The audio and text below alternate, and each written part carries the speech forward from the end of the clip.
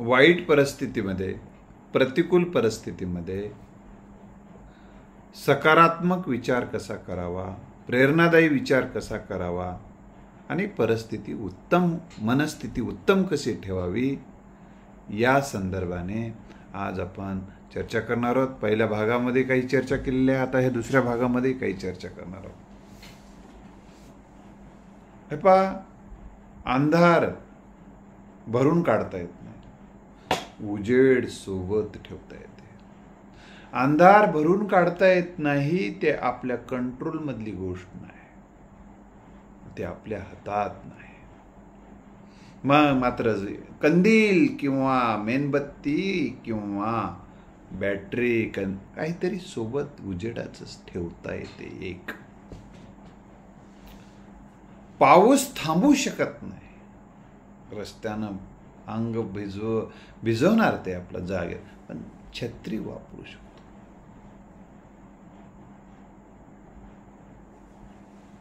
लक्षात आलं? छत्री वापरू शकतो. उन्हातही तसंच आहे. सर्व जमिनीवरचे काटे आपण काढू शकणार नाही, अंथरलेले आपल्या वाटेवरचे पण पायात बूट घालून आपण चालू शकतो. लक्षात आलं? लोकांनी काय बोलावं हे आपल्या हातात नाही, ही खरं आहे. कोणी कसा विचार करावा एखाद्या गोष्टीचा आपल्या हातात नाही, हे खरं आहे. पण त्यावर काय प्रतिक्रिया द्यायची, त्याबद्दल काय विचार करायचा, हे आपल्या हातात आहे. ही गोष्ट आपण विसरता कामा नये. चांगुलपणाचा देखील माणसं, तुमच्या चांगुलपणाबद्दल देखील माणसं वाईट विचार करू शकतात.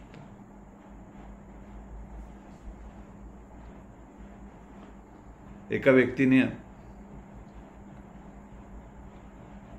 10 वाजून गेले होते. एकाच महिलेला त्याने सांगितलं, तुम्हाला घरी सोडायचं का, कुठपर्यंत सोडायचं का, एका पुरुषाने. आणि तो पुरुष निघून गेला असं म्हणून. ती नाही म्हणाली, तो निघून गेला. पण ती डोक्यामध्ये असा काय विचार करून त्यानं मला असंच का म्हणला, त्यानं मला असंच का म्हणला असेल, त्यानं मला असंच का म्हणला असेल, परेशान. दुसरं एक उदाहरण सांगतो. तथागतांना भिक्षा घेण्यासाठी गेलेले असताना गावामध्ये एका महिलेने वाट्टल ते बोललं, म्हणजे चुकीचं बोललं. सोबत आनंद त्यांचे शिष्य होते. ही गोष्ट सांगितली जाते, ते मी तुमच्या समोर ठेवतोय. कसा विचार केला पाहिजे प्रतिकूल सिच्युएशन मध्ये. मग तेव्हा तथागतित तितक्याच वैराग्यव्रतीने, तितक्याच शांतपणे, शांततेचे ते हिमालय, संयमाचे हिमालय असणारे तथागत तिथून हळूच बाहेर आले. आनंद, रात्र झाली. तथागत योग्य वेळी गाढ झोपले. तेव्हा आनंदची अवस्था, त्यांचा शिष्य अस्वस्थ होते. तगमग करू लागले. कदाचित मनातल्या मनात काही बोलतही असतील, असं नाही व्हायला. तथागतांना जाग आली. तथागत म्हणाले, आनंद, तुम्ही असे अस्वस्थ का? तुम्ही असे अस्वस्थ का? तेव्हा तथागतांच्या शिष्या आनंदने सांगितलं, ती महिला तुम्हाला वाईट बोलली, याचं मला वाईट वाटून मला झोप येत नाही. तथागत म्हणाले, आपल्याला तिची भिक्षा घेतली नाही आपण. ती बोलली पण देऊ लागली होती, म्हणजे रागारागाही देतात काही लोक, तेव्हा घेतली नाही, केव्हा ती दिली नाही समजा. तर मग आपण तिच्या शिव्या तिथेच सोडून आलो मी. तुम्ही कशाला घेऊन आलात? मी शिव्या तिथेच सोडून आलो. मी जे योग्य बघा, आणि तुम्ही कशाला घेतलात? नको ते घेतल्यावर त्रास होणारच ना. म्हणजे हातात अग्नी घेऊन मला शांतता शीतलता मिळावी अशी अपेक्षा करणं हे मूर्ख आणि अविवेकीपणाच असते. माझ्या हातात मी अग्नी घ्यायलो, हात पोळाले काय करू आता, पोळाले मला कोणीतरी ह्या शांतता द्या म्हणलं तर जमणार नाही मित्रांनो. तुम्ही जे नकारात्मक विचार स्वीकारून जगत असाल तर त्याला मानसिक त्रास तुम्हाला होणारच. अशा परिस्थितीमध्ये ते विचार स्वीकारून एवढंच हातात असते. लोकांनी काय बोलावं हे तुमच्या हातात राहत नाही, पण तुम्ही काय स्वीकारावं किंवा त्याबद्दल तेव्हा स्ट्रॉंगली काय विचार करावं हाच विचार तुमच्या हातात असू शकतो. नकारात्मक विचारावर मात करण्यासाठी तुम्हाला त्यावेळी एक स्ट्रॉंग सकारात्मक विचार करावा लागेल, स्ट्रॉंग विचार करावा लागेल. तुम्ही जर पराभव झालेला आहे तुमचा, तुम्ही अपयशी ठरलेला आहे एखाद्या परीक्षेत, नाही मी यशस्वीच आहे, मी यशस्वी होणार आहे, पुन्हा यशस्वी होणार आहे, परतुनी डाव मांडावा दुसरा हाच आसरा मानवासी. परतुनी डाव मांडावा दुसरा हाच आसरा मानवासी. अशा परिस्थितीमध्ये कवीने सांगितलेलं आहे का, परतुनी डाव मांडावा दुसरा, पुन्हा एकदा आता डाव मांडावा, परतुनी डाव मांडावा दुसरा हाची आसरा मानसासी. दुसरा डाव मांडावा लागेल, दुसऱ्यांदा प्रयत्न करावा लागेल. असा स्ट्रॉंग विचार आपण केला पाहिजे. विजय आणि पराजय येतात आणि जातात, मनाला लावून घ्यायचं नसते. उसळून आलं दुःख तरी कोसळायचं नसते. हा विचार तुम्हाला करावा लागेल. ओले मुळ भेदी खडकाचे अंग, अभ्यासाशी सांग कार्य सिद्धी. निश्चयाचे बळ तुका म्हणे त्याची फळ. सत्यासी मन केले ग्वाही, मानिले नाही बहुमता. तुमचा विरोधात बहुमत जरी जात असेल एखाद्या वेळेस, तर तुमच्या मनाचा कौल तुमच्यासोबत ठेवा. सत्य तुम्हाला माहीत असते. लोक तुमच्यावर वार जरी करत असतील त्यावेळेस तुमचं मन तुमचं वार करता कामा नये, कारण सत्याचं सामर्थ्य तुमच्यासोबत ठेवता आलं पाहिजे आणि मनाला त्यासाठी साक्ष ठेवावं लागेल तुम्हाला. आणि हे जी माणूस मनाला साक्ष ठेवून जगतात, तुम्ही निर्दोष असताना जग तुम्हाला दोषी ठरवत असेल, तेव्हा तुमच्या मनाला विचारा, मनाला सांगा. मन तुम्हाला 100% सांगते you are right, you are okay, तू काही चुकीचं केलं नाही सांगते. त्या मनाचा आधार घेऊन जगा. तुम्हाला आत्मबळ वाढवते, तुमच्यातला आत्मविश्वास वाढवते. तुम्ही दुसऱ्यांच्या नजरेत काय आहात याच्यासाठी दुसऱ्यांचे प्रमाणपत्र घेत फिरू नका. तुम्ही तुमच्या नजरेत बेस्ट राहा. I am a best, I am a best, I am a best, I am a best हा विचार करा. मनस्थिती चांगली राहते, तब्येत चांगली राहते. प्राप्त परिस्थितीमध्ये चांगलं पहा, प्राप्त परिस्थितीमध्ये चांगलं पहा. एकाला विचारलं पांढरा शुभ्र कपडा आणि त्याच्यावर एक काळा डाग होता. एका नकारात्मक माणसाला विचारलं काय दिसाले, डाग दिसालाय काळा. सकारात्मक माणसाला विचारलं काय पांढरा शुभ्र कपडा आहे. तो म्हणाला आणि हे डागाचं काय करावं म्हणले. ठीक आहे असेल म्हणला थोडासा डाग, पण एवढा मोठा पांढरा शुभ्र कपडा आहे ना, तेवढं जास्त बघायचं म्हणला. जीवनात जे चांगलं आहे ते जास्त बघायचं, म्हणजे चांगल्याकडे सुलटी दुर्बिणीनं बघायचं. असं डायरेक्ट अशी दुर्बीण इकडून आहे तिकडे ते बघतं असं. आणि दुःखाकडे प्रतिकूलतेकडे उलटी दुर्बीण करून बघायचं, म्हणजे ते दिसतच नाही. सांगायचा हेतू आहे प्रतिकूल परिस्थितीतून चांगलं बघा, एवढाच त्याचा अर्थ घ्यायचा. मग प्रतिकूल परिस्थिती तुम्ही मनस्थिती चांगली ठेवली परिस्थितीत चांगलं पाहिलात, प्रतिकूल परिस्थितीत तुम्ही चांगलं पाहिलात तर तुम्हाला संधी दिसतील. चांगलं पाहण्याची वृत्ती वाढली की संकटातही संधी दिसतील तुम्हाला. जर तुम्ही नकारात्मक विचाराचे राहिलात तर मग संधीतही संकट दिसतील. आणि संकट दिसू लागले की मनस्थिती चांगली राहत नाही. आणि मनस्थिती चांगली राहिली नाही की तब्येत खराब होते. तुम्हाला चांगले निर्णय सुद्धा घेता येत नाही. निर्णय घेण्यासाठीच एक आत्मबळ, आत्मविश्वास माणसाला लागतो, तोही तुम्ही गमावून बसता. तुमची जी शक्ती कायम राहते सकारात्मक विचार करण्यामुळे आहे ती, आणि त्यामुळे तुम्हाला एक चांगलं काहीतरी बदल घडवून आणता येते. मानसिक बदल आणता येऊ शकते मानसिक शक्तीच्या बळावर. एका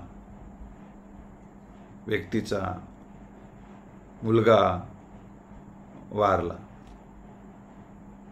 तर घराचा तो आधार होता आणि त्याचा बाप वृद्ध होता. तेव्हा बापाला लोक म्हणायला लागले, झालं वाईट झालं. तेव्हा तो व्यक्ती एवढंच म्हणाला, पुन्हा एकदा मला जवान व्हावं लागेल, पुन्हा एकदा मला जवान व्हावं लागेल आणि या पाखरांच्या मुखी मला अन्न द्यावं लागेल. पाखरांच्या मुखी मला पुन्हा अन्न द्यावं लागेल. म्हणजे अशाही प्रतिकूल परिस्थितीत त्या वृद्ध व्यक्तीने जे काढलेले उद्गार तुम्हाला आत्मबळ वाढवणारे, आत्मसामर्थ्य वाढवणारे असतात. एका वृद्ध स्त्रीचा मुलगा देशाच्या सीमेवर देशाच्या दुश्मनांच्या विरोधात लढत असताना धारातीर्थी पडला, कोसळला. ही बातमी त्या वृद्ध स्त्रीला कळाली. गावातले 10-15 तरुण सुद्धा तिला एक बळ द्यावं म्हणून गेले सोबत. ती रडेल कोसळेल म्हणून, कारण त्या मुलांचे ते मित्र होता. तो जो मेलेला पोरगा ते मित्र होते 10-12 जणांचे. ते गेले कारण मित्र संकटात धावून येतात. तेव्हा ती स्त्री म्हणाली, मी माझं लेकरू या देशासाठी गमावले म्हणून मी रडत नाही, तर आता मला या वयामध्ये दुसरं लेकरू या देशासाठी देता येत नाही म्हणून मला अश्रू येत आहेत. मित्र, प्रतिकूल परिस्थितीमध्ये तुम्हाला नक्की आधाराची गरज असतेच. आणि अशा परिस्थितीत माणसाने आधार देणारी माणसं तुमच्या सोबत असणं ही अतिशय चांगली गोष्ट असते. एकदा एक कविता मी तुम्हाला इथं सांगणार आहे. त्या कवितेमध्ये एक मित्र, त्या कवितेमध्ये कना नावाची कविता आहे. त्या तरुण व्यक्तीचा संसार पुरामुळे वाहून गेलेला आहे, म्हणजे बहुतांशी नुकसान झाले. त्या अवस्थेमध्ये आपल्या गुरुकडे थोडं आत्मबळ घेण्यासाठी, काहीतरी गायडन्स घेण्यासाठी, थोडं धीर आपल्याला देणाऱ्या माणसाकडे हा तरुण जातोय, त्याच्या गुरुजीकडे. तेव्हा गुरुजीला तो म्हणतोय, ओळखलत का सर मला. मग त्यातली जी कवितेतल्या ओळी मी फक्त आता वाचतोय. ओळखलत का सर मला, पावसात आला कोणी, कपडे होते करदमलेले, केसावरती पाणी.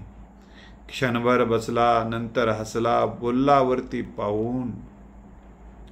गंगामाई पाहुणी आली, गेली घरट्यात राहून. गंगामाई पाहुणी आली, गंगामाई म्हणजे पूर नदीचं पाणी या अर्थानं आहे ते. गेली घरट्यात राहून म्हणजे माझ्या झोपड्यात राहून गेली, थोडे माझं जे काही घरटं घर आहे त्याच्यात राहून गेली. माहेरवासीन पोरीसारखं 4 भिंतीत नाचली, मध्ये आली ती आणि ती आनंदानं नाचून गेली. तिच्या तिनं भिंत खचली, पावसामुळे भिंत खचली. चूल विझली, होते नव्हते नेले.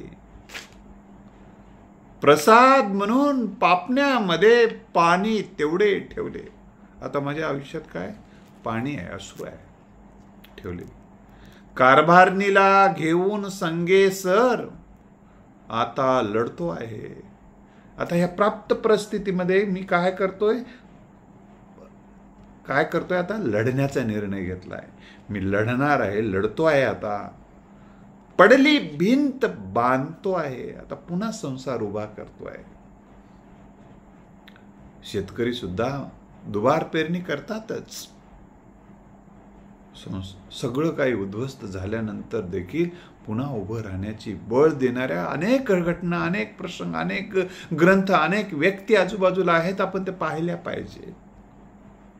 पडली भिंत बांधतो आहे, चिखलगाळ काढतो आहे.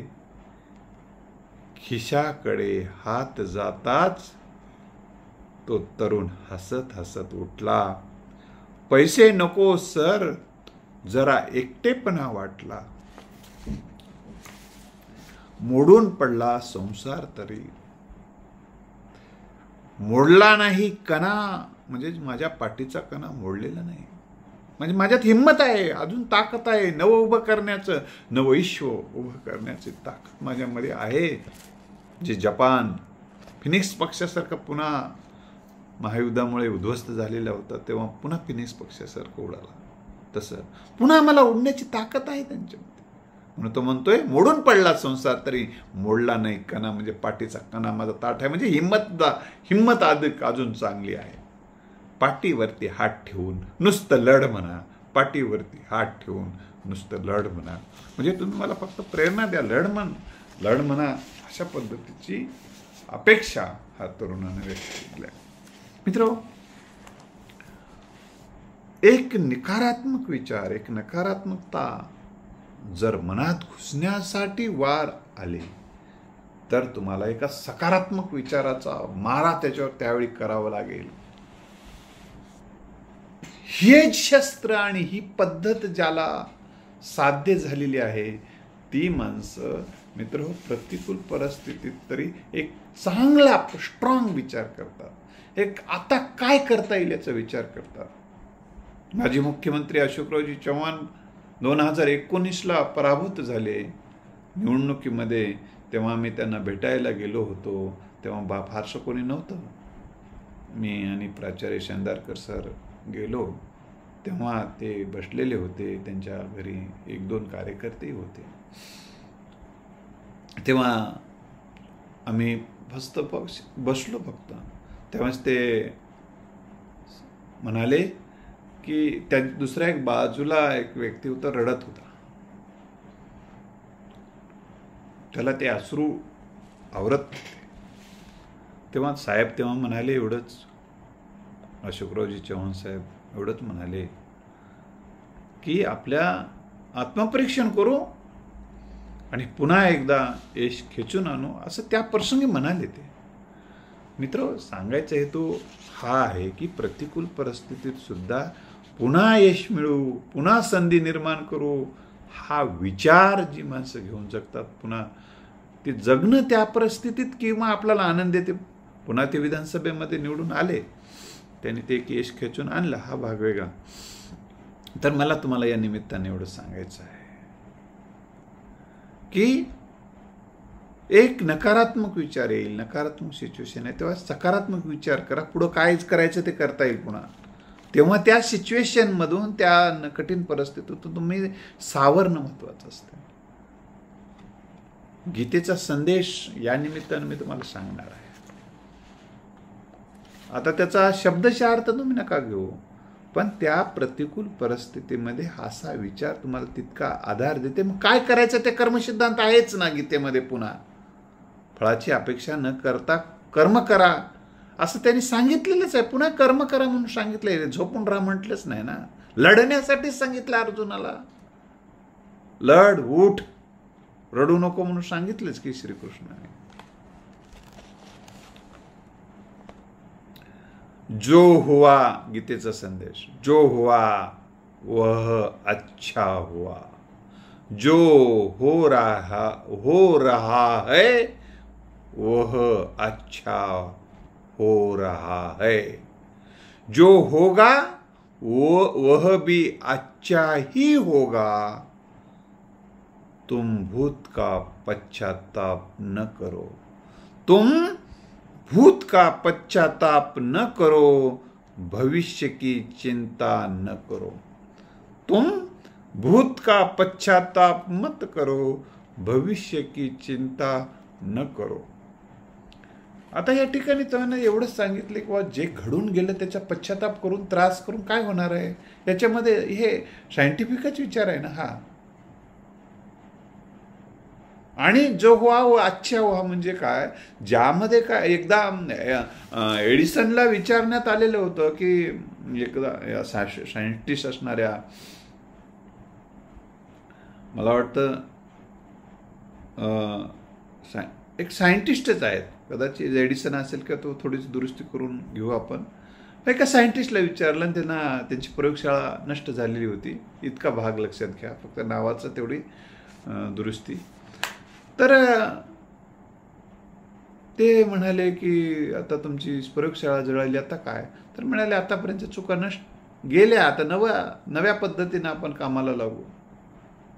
तर या ठिकाणी मी सांगत होतो, जो हुआ वो अच्छा हुआ, म्हणजे त्याच्यामध्ये काय चांगलं झालंय।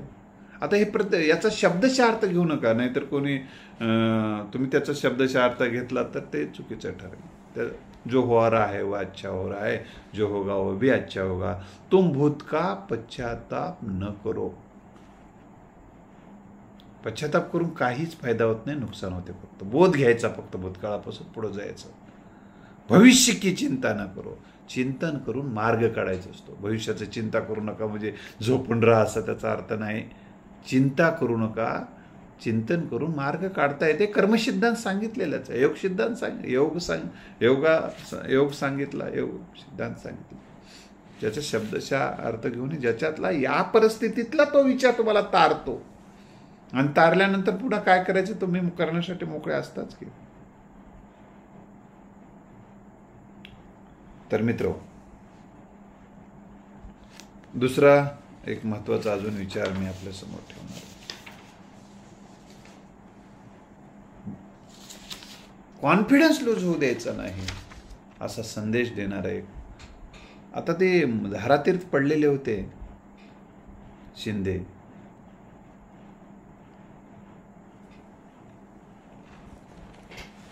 लढाईचा प्रसंग आहे तो, बचेंगे तो और भी लढेंगे, म्हणजे असा जो विचार आहे, बचेंगे तो और भी लढेंगे।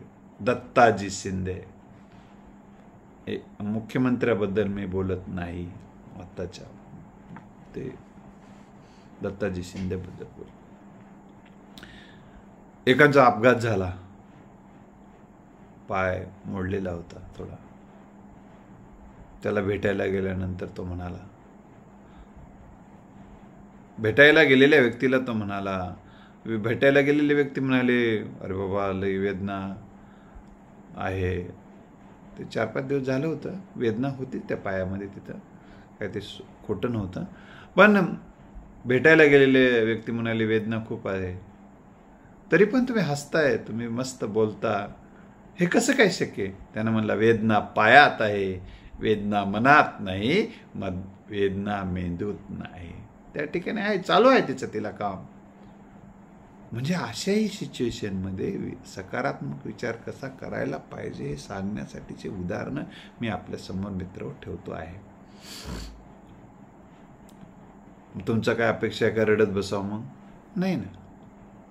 मधुमक्खी एक उदाहरण, कल्पनेचं उदाहरण सांगतो तरी, मधुमक्खीचा मध पोळी काढून घेतण्यात आले आणि मधुमक्खी तिथून उडाली। आणि मग एक जण म्हणाला मधुमक्खीला, मधुमक्खी काय वाईट झालं नाही का, सगळं तुझा मध आता कष्ट करून काय मिळवलेला, तू कष्ट करून तयार केलेला। तेव्हा मधुमक्खी म्हणाली, मध नेले चोरून, तर मध नेले चोरून, तर मध बनवण्याचे कौशल्य तर माझ्याकडे आहेच ना, मी ठेवले धरून। माझ्याकडे ते कौशल्य आहेच ना. माझं मध नेऊ शकतात, पण मध बनवण्याचं कौशल्य कोणी नेऊ शकत नाही. म्हणजे असा सकारात्मक विचार अशा वेगवेगळ्या उदाहरणातून मित्रांनो आपण करू लागलो तर एक आत्मबळ यायला, आणि हे शिकलं पाहिजे, हे ऐकलं पाहिजे, आणि हे तुम्हाला त्याची मदत होते. ऐनवेळी नाही, जेव्हा काही घडते तेव्हा हे जे विचार तुम्ही 10 वेळेस जर हे व्हिडिओ ऐकला तर तुमचं एक मन तयार होऊन बसते, आणि मग प्रतिकूल परिस्थितीमध्ये तुम्ही छान पद्धतीने प्रतिक्रिया देऊ शकता. नकारात्मकतेचा विजय होऊ शकणार नाही. सकारात्मकता जर मोठ्या प्रमाणात तुम्ही निर्माण केली तर. नकारात्मकता जर हल्ला करायला तयार असेल तर सकारात्मक विचार, सकारात्मक भावना, सकारात्मक कल्पनाचा विचाराची पावर आतून वाढवा आणि हल्ला करा तुम्ही. मग नकारात्मक विचार दूर जाऊ शकतात, दूर जाऊ शकतात कुठल्याही सिच्युएशनमध्ये. बरंच झालंय, काय बरं झालंय एवढंच विचार करायचा शिकला तरी खूप फायदा होऊ शकतो. संत तुकाराम महाराजांचं एक वाक्य आहे, एक अभंग आहे, त्यातल्या काही ओळी मी तुम्हाला सांगतो. बरे झाले कुणबी केलो, नाहीतर दंभेची असतो मेलो. भले केले देवराया लागे तुका भले केले देवराया नाचे तुका लागे पाया. आता कुणबी जातीमध्ये त्यांचा जन्म झाला, हे जात माणसाने दिलेली आहे. कुणबी करणाऱ्या समाजामध्ये त्यांचा जन्म झाला, आणि कुणबी तत्कालीन अवस्थेमध्ये आणि आजही इथली सनातनी मानसिकता कुणब्यांना शूद्रवर्ण समजते, शूद्रवर्णीय, शूद्रवंश, शूद्र समजते. शेतकरी कामगारांना शूद्रवर्ण समजतात.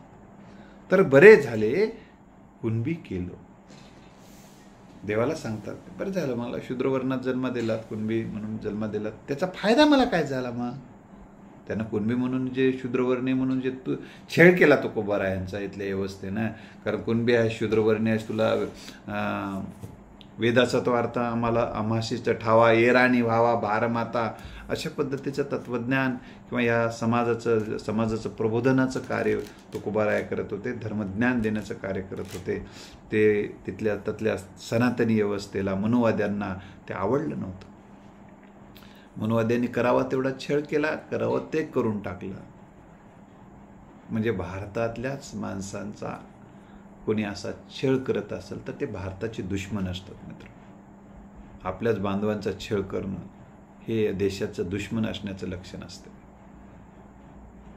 तर मग दंभेचे असतो मेलो, नाही तर मग मी जर तत्कालीन मनुवादी झालो असतो असं कदाचित तुकोबारायांना म्हणायचं आहे. म्हणजेच स्वतःला श्रेष्ठत्वाचा दंभ म्हणजे मिथ्य अहंकार, अवडंबर. दंभ म्हणजे काय? मिथ्य अहंकार, अवडंबर, जे नाही ते सांगत राहणारे लोक. आता कुठलीच जात श्रेष्ठ कनिष्ठ नसते ना. लाखो वर्ष योह संस्थाच नव्हती. जनावरं पैदा करतात तसं मग आपले पैदा करत आलेत माणसं लाखो वर्ष, आणि अचानक शुद्धत्वाचा कटले नारे असतात. असं तुकोबांना या निमित्तानं सांगायचं की हे सगळा दंभात मेलो असतो, खोटेपणा सांगत फिरलो असतो यांच्यासाठी. श्रेष्ठत्व, आम्ही मुखातून जन्मलो म्हणून श्रेष्ठ. मुखाला येवणी आहे काय जन्मायला?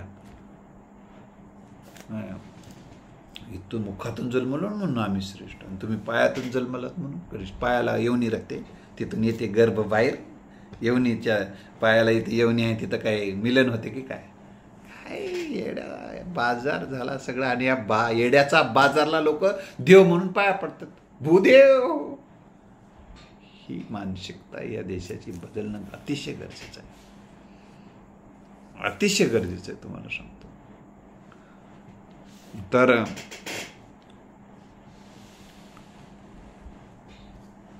हे तुकोबारायांनी सुद्धा ह्या प्रतिकूल परिस्थितीमध्ये चांगला विचार करण्याचं, भले तरी देऊ काशेची लंगोटी, नाठाळाच्या माती घालू काठी. म्हणजे चांगलंही वागू आम्ही, पण चुकीचं वागत असेल तर त्याला काठी घालू, अशा पद्धतीचा विचार त्यांनी मांडलेला आहे. आता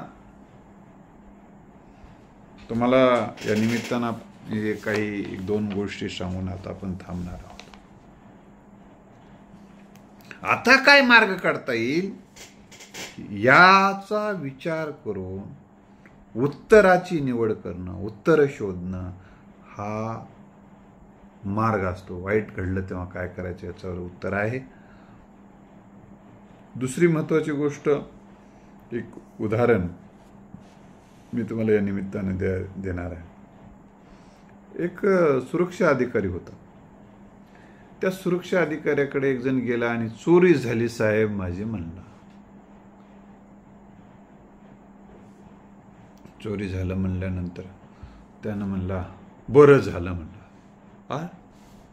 ते म्हणलं बरं झालं, चोरी झाली माझी, बरं काय झालं म्हणला. अहो तुम्ही जिवंत आहात ते बरं झालं म्हणला.